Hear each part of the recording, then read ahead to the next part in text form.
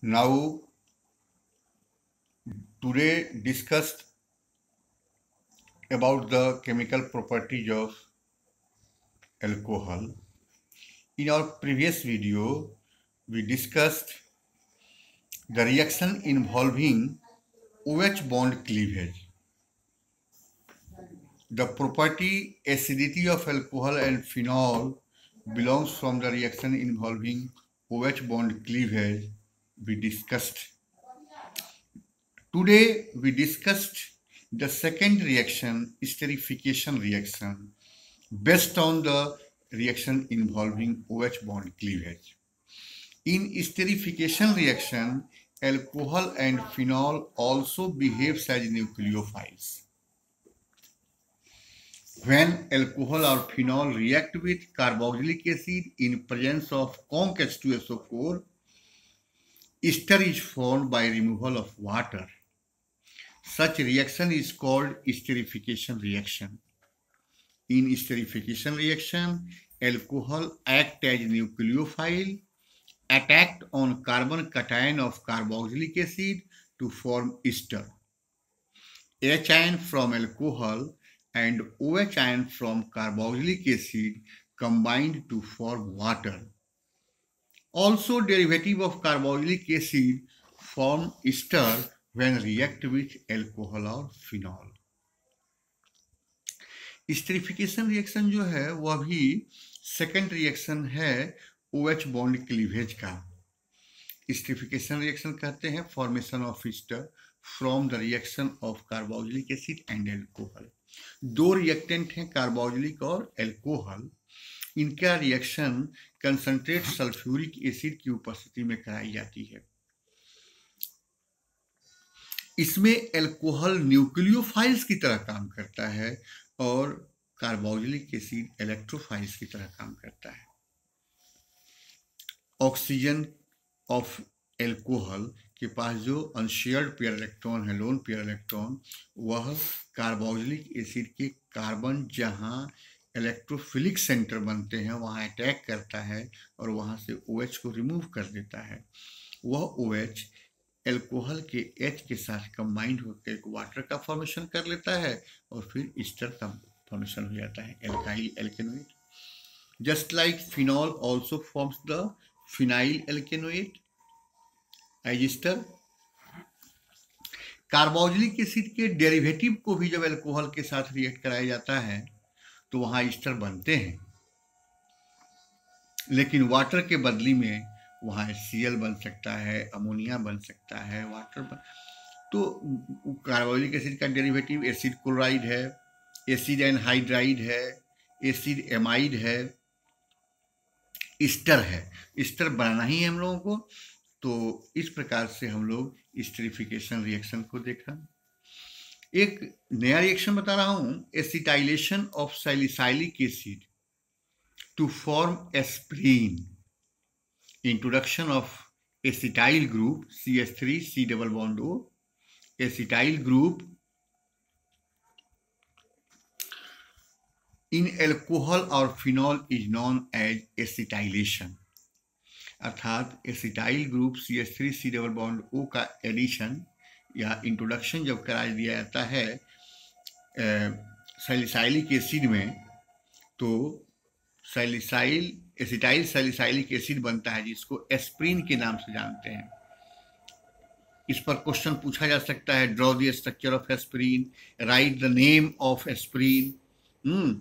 तो aspirin, write the reactant of the aspirin by which we obtain the aspirin, write the name of reactant by which we obtain the aspirin. So aspirin is most important topics. Aspirin used in the sedative drugs, removal of pain.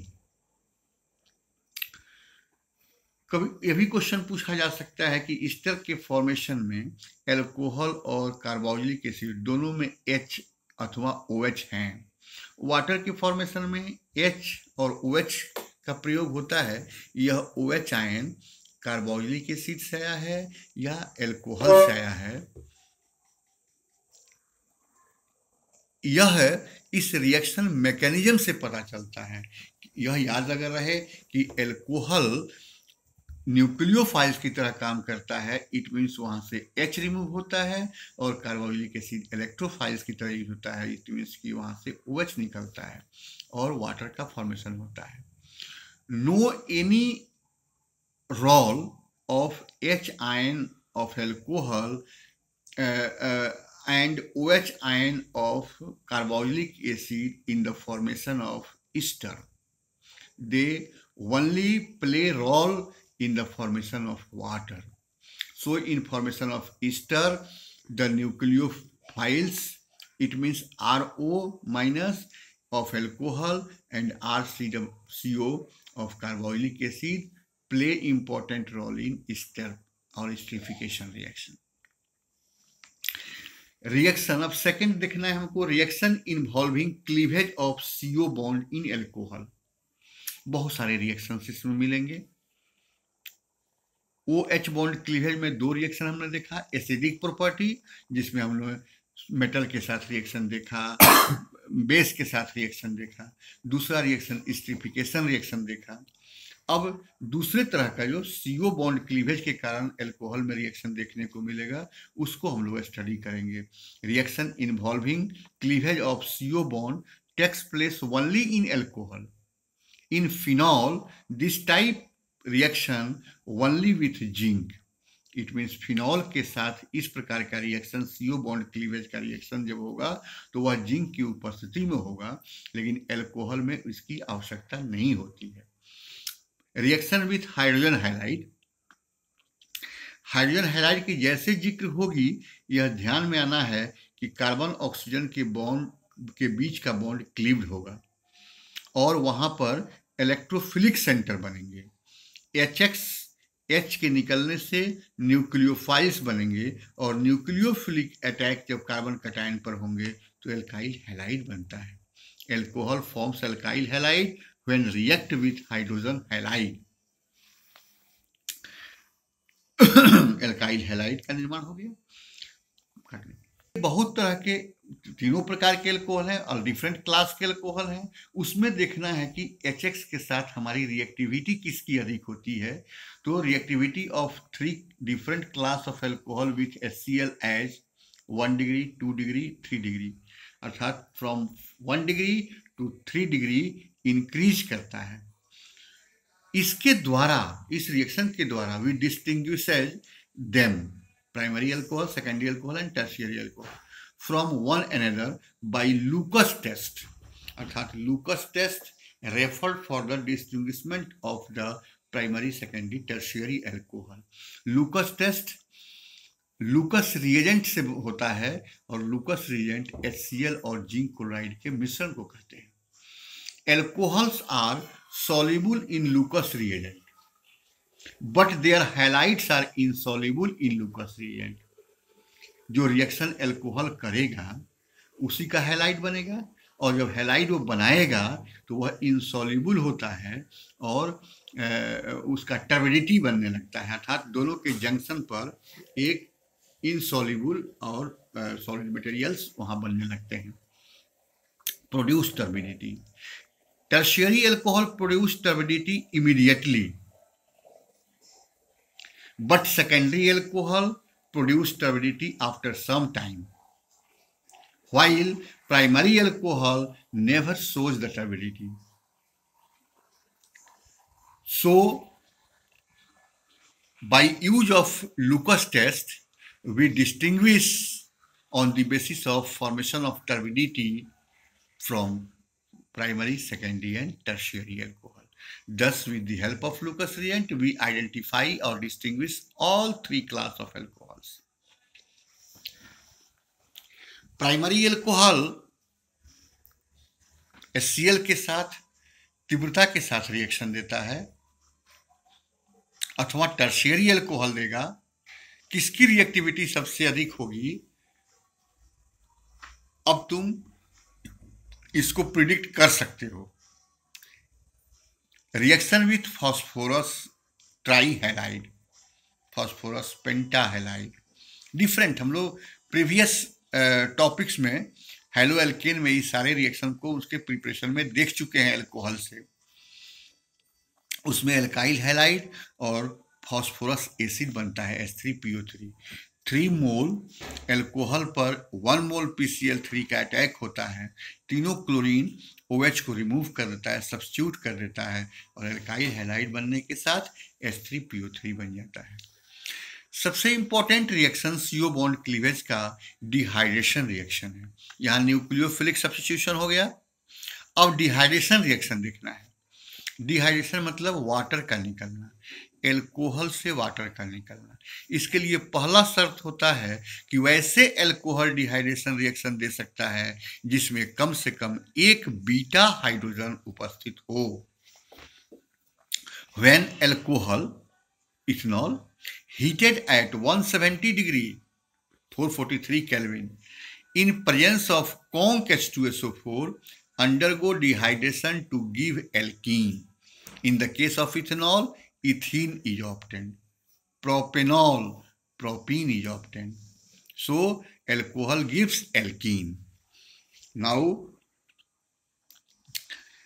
यहाँ alpha beta hydrogen है alcohol में, तो dehydration H2SO4 की उपस्थिति में होगी। यह primary alcohol है, 443 केल्विन है। सेकेंडरी एल्कोहल के केस में लो टेम्परेचर होता है, इससे कम टेम्परेचर पर ही डिहाइड्रेशन हो जाता है और उस केस में स्ट्रॉन्ग एसिड H2SO4 की उपस्थिति की आवश्यकता नहीं होती है।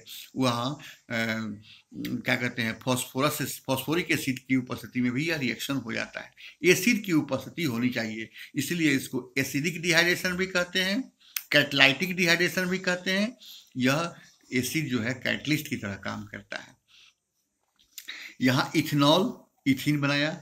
यहाँ ब्यूटेन टू ऑल, ये सेकेंडरी अल्कोहल के केस में हमने दिखाया है। यहाँ H आयन दिखाया है। यह H आयन सल्फ्यूरिक की आवश्यकता नहीं होती है, यहाँ फॉस्फोरिक एसिड में भी हो जाएगा। हीट करना है, इससे लो टेम्परेचर, मतलब इसकी रिएक्टिविटी जो है डिहाइड्रेशन के प्रति 1 डिग्री से 2 डिग्री, 2 डिग्री से 3 डिग्री बढ़ते चली जाती है। तेजी से डिहाइड्रेशन होता है और इसमें देखिए 2 प्रोडक्ट बनने की संभावना है। ब्यूटेन टू ऑल से अगर यहाँ भी बीटा हाइड्रोजन है, यहाँ भी बीटा हाइड्रोजन है, तो 1 इन भी बन सकता है, ब्यूट 1 इन, और ब्यूट 2 इन भी बन सकता है। लेकिन मोस्ट प्रोबेबली है ब्यूट 2 इन बनने का। But 2 ene is correct product, but 1 is wrong product, because the removal of hydrogen from that side which contains the longer carbon chain. उस साइड के बीटा हाइड्रोजन का रिमूवल होता है जिधर कार्बन के लंबे चेन होते हैं। Secondary and tertiary alcohol also undergo dehydration to give alkene, removal of beta hydrogen from longer chain. Relative ease of dehydration 3 degree में सबसे अधिक होता है, 2 डिग्री में उससे कम होता है और 1 डिग्री में सबसे कम होता है। इसीलिए 1 डिग्री से डिहाइड्रेशन के लिए टेम्परेचर को भी एलिवेट करते हैं, हाई टेम्परेचर रखते हैं और स्ट्रॉन्गर प्रोटिक एसिड रखते हैं हम लोग H2SO4। टर्शियरी एल्कोहल के केस में फॉस्फोरिक एसिड के साथ सिर्फ सेकिंग करने से ही, हीट करने की जरूरत नहीं होती है, सिर्फ सेक करने से ही हमको एल्कीन प्राप्त हो जाता है। इसके मैकेनिज्म को देखेंगे। फर्स्ट स्टेप में मैकेनिज्म में 3 स्टेप हैं। प्रोटोनेशन, दूसरा है formation of carbon cation and dehydration, dehydration and formation of carbon cation, और तीसरा स्टेप में deprotonation and formation of alkene होता है। यहाँ पर H आयन एसिड से लिया गया है। एसिड का H आयन ये एल्कोहल का अनशेयर्ड इलेक्ट्रॉन जो है वो प्रोटॉन को एक्सेप्ट करता है, ऑक्सोनियम आयन बना लेता है, इथाइल ऑक्सोनियम आयन बनता है। दूसरा स्टेप में ये अनस्टेबिलिटी के कारण अब यहाँ से ऑक्सीजन को ये बॉन्ड पेयर इलेक्ट्रॉन सबमिट हो जाएगा और ये बॉन्ड ब्रेक करेगा, वाटर बन जाएगा, डिहाइड्रेशन हो जाएगा। और डिहाइड्रेशन के कारण यहाँ कार्बन कैटायन बन जा रहा है। ये सेकेंड स्टेप हुआ मैकेनिज्म में। और थर्ड स्टेप है जब ये कार्बन कैटायन बना, अनस्टेबिलिटी हो गई, तो यह कार्बन हाइड्रोजन के बीच का जो बॉन्ड पेयर इलेक्ट्रॉन है वो सबमिट कार्बन कार्बन बॉन्ड के बीच में हो जाता है। यहाँ डबल बॉन्ड हो जाते हैं और यह H जो होगा वह टूट करके निकल जाता है H आयन के रूप में। जो प्रोटॉन हमको एसिड से मिला था वो प्रोटॉन फिर बाहर हो जाता है। इसीलिए एसिड सिर्फ कैटलिस्ट की तरह काम करता है। इस 3 स्टेप में हम लोग इस डिहाइड्रेशन के मैकेनिज्म को समझ सकते हैं। This is very important. Board questions में dehydration of alcohol and its mechanism पर बराबर चर्चा होती है।